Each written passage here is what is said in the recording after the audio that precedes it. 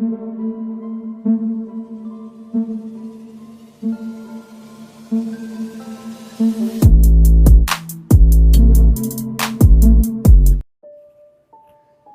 दोस्तों, scary story official में आप सबका स्वागत है। आज की कहानी की तरफ बढ़ने से पहले चैनल को सब्सक्राइब कर लीजिए और अगर कहानी अच्छी लगती है तो प्लीज़ लाइक एंड कमेंट करना मत भूलिएगा। तो आज की कहानी बहुत ही ज़्यादा डरावनी होने वाली है, तो ध्यान से सुनिएगा। कहानी राघव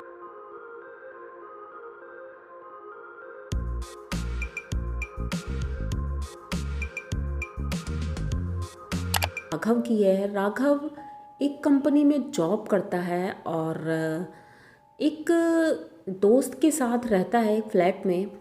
लेकिन अब वो सोच रहा था कि अपना खुद का एक फ़्लैट ले लेते हैं, क्योंकि फैमिली भी आती रहती है, कभी ना कभी मम्मी पापा आते हैं, तो उनके रहने के लिए एक खुद का फ्लैट रहेगा तो ज़्यादा बेहतर रहेगा। तो यही सोच करके वो फ्लैट पता करता है। तो दिल्ली से आउटर एरिया में एक उसे फ्लैट मिलता है, जो कि एक अच्छा सा अपार्टमेंट था, नया बना था, लेकिन उसमें ज़्यादा लोग रहते नहीं थे। ये बहुत अजीब था, कुछ लोग रहते थे नीचे और ऊपर पूरी बिल्डिंग खाली थी। इसने सोचा कि एक दो लोगों से पूछूं, लेकिन इतना वक्त नहीं मिला क्योंकि ऑफिस से छुट्टी नहीं मिलती थी। तो ब्रोकर के माध्यम से उसने वो फ्लैट अपने नाम करवा लिया और जल्द से जल्द वहाँ वो शिफ्ट हो गया। सब कुछ ठीक जा रहा था, लेकिन जब उसने वहाँ शिफ्टिंग की थी तो वहाँ के लोग उसे बहुत अजीब तरह से देख रहे थे। ये समझ नहीं पा रहा था कि ऐसा क्यों हो रहा है। तो इसने जबकि बाहर एक लोगों से पूछा कि ये मतलब अपार्टमेंट तो नया दिख रहा है, तो उन्होंने कहा नया नहीं है, 10 साल पुराना है, लेकिन यहाँ ज़्यादा कोई रहता नहीं है। तो राघव ने कहा क्यों? तो वो कुछ बोला नहीं, बात इधर उधर करके बात ख़त्म हो गई। अब राघव भी इतना ज़्यादा इंटरेस्टेड नहीं था क्योंकि उसे अपना सामान जमाना था कमरे में। तो वो अपने रूम में जाता है और सामान सेट करता है। ज़्यादा सामान ही नहीं था, थोड़ा बहुत सामान था।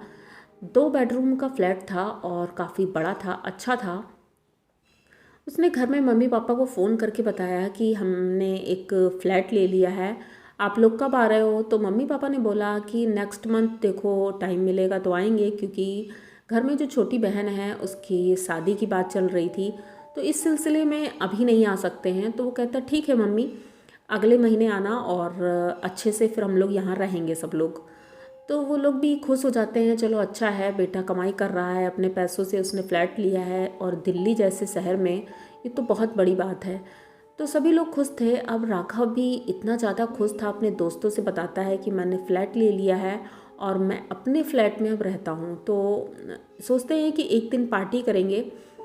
तो एक दिन ये अपने ऑफिस के लिए सुबह रेडी हुआ और उस दिन तो रात में सामान शिफ्ट करते हुए बहुत लेट हो गया था, तो ज़्यादा सो भी नहीं पाया, थकान थी उसके अंदर, लेकिन अब ऑफिस भी जाना ज़रूरी था। तो ये सुबह जल्दी जल्दी लिफ्ट से नीचे आता है और बस ऑफिस के लिए रोड पर खड़ा ही था। तभी उसने देखा सामने एक पार्क है। उस पार्क के पास एक बूढ़ी औरत मतलब बैठी हुई हैं। वो राघव को बड़ी गौर से देख रही थी। राघव को ऐसा लगा जैसे वो कुछ कहना चाह रही हैं।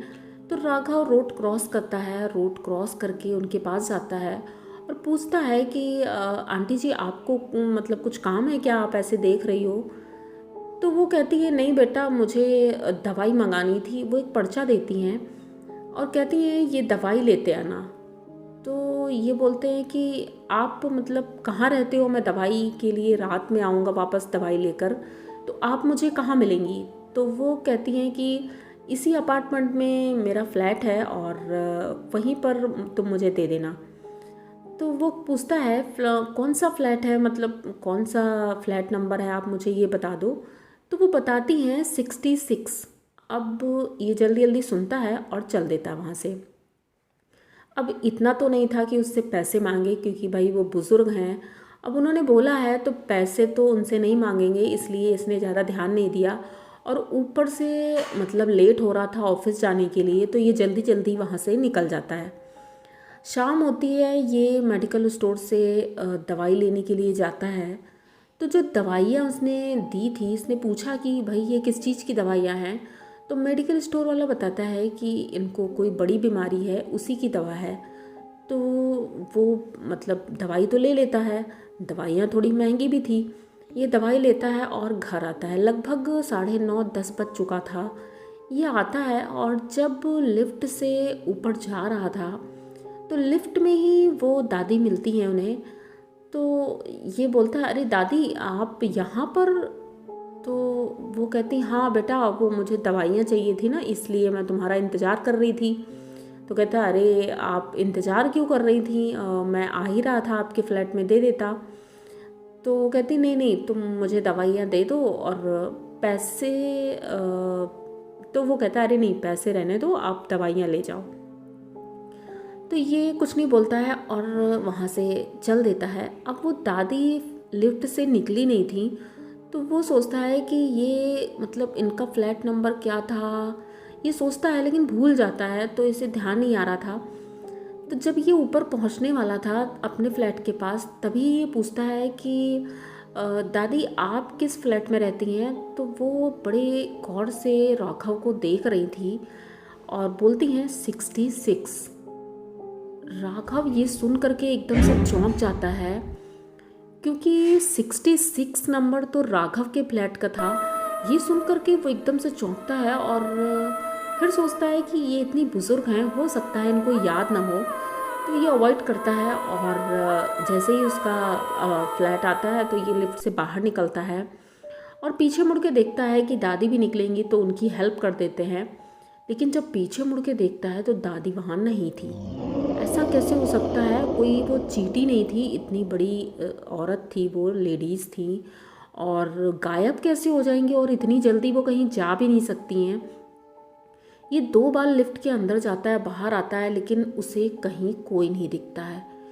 ये बहुत ज़्यादा इसे मतलब डर लगने लगा था कि ऐसा क्या है, वो मतलब कौन था वो। यही सोचते सोचते ये अपने फ्लैट की तरफ पहुंचता है तो देखता है ऊपर 66 नंबर था। तब उसे दादी की याद आती है कि उन्होंने बोला था उनके फ्लैट का नंबर है 66। अब ये अवॉइड करता है, उसके बाद अपने रूम में जाता है, फ्रेश होता है, हाथ मुंह धुलता है, नहाता धोता है, उसके बाद कपड़े चेंज करके जैसे ही बेड पर आके बैठता है तो खाना ये लेकर आया था और उसने सोचा था कि खाना आज मैं नहीं बनाऊंगा क्योंकि बहुत थका हुआ था। तो ये खाना खाने जा ही रहा था, तभी उसकी निगाह पड़ती है कि उसका जो फ्रिज रखा है, फ्रिज के बगल में जो डस्टबिन है, उस डस्टबिन के पास वो दवाइयाँ पड़ी हुई हैं जो ये दवाइयाँ आज लाया था। ये मतलब कैसे, ये फटाक से दौड़ के जाता है, उधर की लाइट ऑन करता है, डस्टबिन में देखता है तो उसमें कुछ भी नहीं था, पर उसे अभी लगा था कि उसमें दवाइयाँ हैं। अब राघव बहुत परेशान हो गया था, खाना खाता है जल्दी से और अपने बर्तन लेके किचन में जैसे ही जाता है तो हाथ धुल रहा था तो उसे ऐसा महसूस हुआ कि उसके पीछे से कोई निकल कर गया है। ये तुरंत पलटता है तो उसे कोई नहीं दिखता है और जो बाहर वॉश बेसिन लगा था उस वॉश बेसिन के शीशा मतलब एकदम किचन के ठीक सामने ही था, तो उसे शीशे में दिखाई पड़ता है कि वो जो दादी थी वो दादी वहीं खड़ी हैं। मतलब उस शीशे की तरफ देख करके राघव जब मतलब मुड़ा ही था उसकी तरफ, इतना ज़्यादा डर गया था वो देख करके। वहाँ जाता है वॉश बेसिन के पास, इधर उधर देखता है लेकिन वो दादी कहीं दिखती नहीं है। एक अजीब सी स्मेल पूरे घर में आ रही थी, मतलब बहुत ज़्यादा गंदी सी। ये चीज़ इसने पहले कभी नोटिस नहीं की, हो सकता है पहले नहीं थी या आज ही बदबू थी, लेकिन बदबू बहुत ज़्यादा थी। राघव ये बर्दाश्त नहीं कर पा रहा था, इसलिए उसने खिड़कियां खोल दी कि बाहर से हवा आएगी अच्छी सी। उसके बाद ये अपने बेडरूम में जाता है और अब सोने की तैयारी कर रहा था क्योंकि बहुत थक चुका था और खाना भी खा लिया था। लाइट इसने ऑफ़ की और लाइट ऑफ करने के बाद जैसे ही ये लेटा था इसको तुरंत नींद आ गई थी। बस सो ही रहा था, अचानक से उसे ऐसा लगा जैसे उसके छाती के पास ऊपर कोई बैठा है और आंखें उसकी खुलती है पर वो हिल नहीं पा रहा है, ना तो हाथ पैर हिला पा रहा है ना उठ पा रहा है, पर आंखें उसकी खुली थी। उसने सामने देखा कि वही बूढ़ी दादी उसकी छाती के पास बैठी हुई हैं और उसकी तरफ एक अजीब सी स्माइल दे रही हैं। ये देख कर के राघव बहुत ज़्यादा डर गया था। आंखें बंद कर लेता है और उसके बाद भगवान का नाम लेने लगता है। थोड़ी देर बाद उसे थोड़ा हल्का महसूस होता है, तो उठकर बैठता है, पूरे घर को चेक करता है। अब वो इतना ज़्यादा डर गया था कि उसने रूम की लाइट जला दी और बाहर की भी लाइट जला दी, सब जगह की लाइट ऑन कर दी और सोने की कोशिश कर रहा था, लेकिन नींद नहीं आ रही थी। अचानक से लाइट चली जाती है, तो बाहर ये देखता है कि सबके घर में लाइट आ रही है, लेकिन सिर्फ मेरे घर में लाइट नहीं आ रही है। ऐसा क्यों हो रहा है? ये इतना परेशान होता है, अपने फ्लैट से बाहर निकलता है और एक दो लोगों से पूछता भी है कि मेरे यहाँ लाइट नहीं आ रही है, आपके यहाँ लाइट आ रही है। तभी उसे अपने घर से कुछ गिरने की आवाज़ आती है। दौड़ करके अपने घर में जाता है। जैसे ही घर में जाता है तो दरवाज़ा बंद हो जाता है। अब ये बाहर निकलने की कोशिश कर रहा है, लेकिन बाहर नहीं निकल पाता है। अंदर से बहुत चिल्लाता है। पड़ोसी सारे इकट्ठे हो जाते हैं, लेकिन दरवाज़ा नहीं खुल रहा था।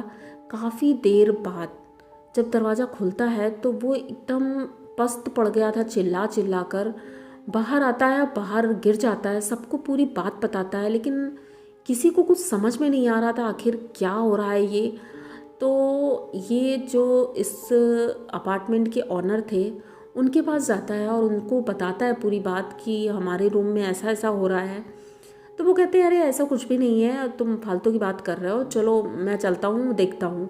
अब बिल्डिंग के जितने लोग थे सभी लोग साथ में, और वो जो ऑनर था वो भी साथ में जाता है। जैसे ही उस फ्लैट के अंदर जाते हैं सब लोग, अचानक से देखते हैं कि जो सामने सोफ़ा रखा है, उस सोफ़े के ऊपर एक औरत बैठी है, बुज़ुर्ग है, और वो अजीब तरह से स्माइल कर रही है। सभी लोग देख करके एकदम दंग हो जाते हैं और रूम से बाहर निकलने लगते हैं। ये जो ऑनर था ये रूम के अंदर जाता है, इधर उधर चिल्लाता रहता है, उसे कुछ नहीं दिख रहा था। वो पूछता है कौन है, कौन है भाई, कौन परेशान कर रहा है। सामने टेबल रखी थी, उस टेबल से वो टकराता है, नीचे गिरता है। उसके सर पे बहुत भयंकर चोट लगती है और तब तक सभी लोग दौड़ के आते हैं, उसको उठा के हॉस्पिटल ले जाते हैं। और जब वो हॉस्पिटल पहुंचता है तो पता चलता है उसकी डेथ हो गई है। ये सुन करके सब लोग एकदम चौंक जाते हैं कि आखिर ये क्यों हुआ, कैसे हुआ। अब राघव तो वैसे ही बहुत परेशान था दो दिन से। और जो वहाँ सिक्योरिटी गार्ड था, अब सिक्योरिटी गार्ड सामने आ गया था, क्योंकि उसे अब कोई डर नहीं था, क्योंकि अपार्टमेंट का जो मालिक था अब वो इस दुनिया में नहीं था। तो वो सिक्योरिटी गार्ड अब आता है और सबके सामने बैठ कर के वो पूरी बात बताता है। कहता है ये जो बूढ़ी दादी हैं, ये और इनका एक बेटा इस फ्लैट में रहते थे जिसमें राघव रहता है। सब कुछ अच्छा अच्छा चल रहा था और उनका जो बेटा था उसकी जॉब विदेश में लग गई थी, तो वो अपनी माँ को ले जाना चाहता था, लेकिन उनकी माँ जाना नहीं चाहती थी। तो उनका बेटा तो विदेश चला गया और ये अकेले यहीं पे रहती थी। एक दिन इनका जो ये मालिक है, ये उनके घर जाता है और किसी कागजात में साइन करवाना चाहता था उनसे ज़बरदस्ती, लेकिन उन्होंने नहीं किया। तो पता नहीं कैसे क्या हुआ, लेकिन उसके बाद उन दादी की डेड बॉडी मिली थी और मालिक ने मुझे मुंह बंद करने के लिए पैसे दिए थे। मैंने उनसे पूछा भी कि आपने ही कुछ किया है, तो उन्होंने कहा नहीं मैंने मारा नहीं है, लेकिन वो मैं उनके जब फ्लैट में गया था उसके बाद ही उनकी डेथ हुई, हार्ट अटैक हुआ था उन्हें। लेकिन मुझे लगता है कहीं ना कहीं उन्होंने ही कुछ किया था, तभी उनके साथ ऐसा हुआ है, इसीलिए उन्होंने मेरा मुंह बंद करने के लिए बोला था। लेकिन उसके बाद से जब से वो मरी हैं तब से वो फ्लैट हॉन्टेड हो गया था और वो अक्सर दिखाई पड़ती थी, कहीं ऊपर कहीं नीचे कहीं सामने पार्क में। अक्सर वो दादी यहाँ पर घूमने भी आती थी पहले, तो जहाँ जहाँ वो जाती थी वहाँ वहाँ वो ज़रूर दिखती थी। और उनकी दवाइयाँ चल रही थी, उनको कैंसर था तो उसकी मेडिसिन चल रही थी, तो वो सबसे मेडिसिन ही मंगवाती हैं। ये सुनकर के राघव बहुत डर गया था, लेकिन कहीं ना कहीं अब शायद उनका बदला पूरा हुआ था। तो वो दादी उसके बाद उस फ्लैट में कभी नहीं दिखी, लेकिन राघव अभी भी उसी फ्लैट में रहता है। अब उसे बिल्कुल डर नहीं लगता है, क्योंकि वो दादी अब उन्हें नहीं दिखती हैं। सब कुछ बहुत अच्छा है, सभी लोग राघव को भी थैंक्स बोलते हैं। लेकिन राघव कहता है मैंने तो ऐसा कुछ भी नहीं किया, लेकिन हाँ मेरे माध्यम से ये जो मालिक थे उसके मरने के बाद दोबारा उस फ्लैट में गए नहीं और मेरे माध्यम से उस फ्लैट में गए और उसने अपना बदला लिया। तो ये अच्छा हुआ, चलो जैसी करनी वैसी भरनी। तो आप लोगों को ये कहानी कैसी लगी? अगर अच्छी लगी हो तो प्लीज़ चैनल को सब्सक्राइब करिए, लाइक कमेंट करिए, शेयर करिए और बने रहिए हमारे साथ। इसी तरह की नई और अनोखी कहानियाँ मैं लेके आती रहती हूँ। तो मिलते हैं फिर किसी नई कहानी में, तब तक के लिए डरते रहिए।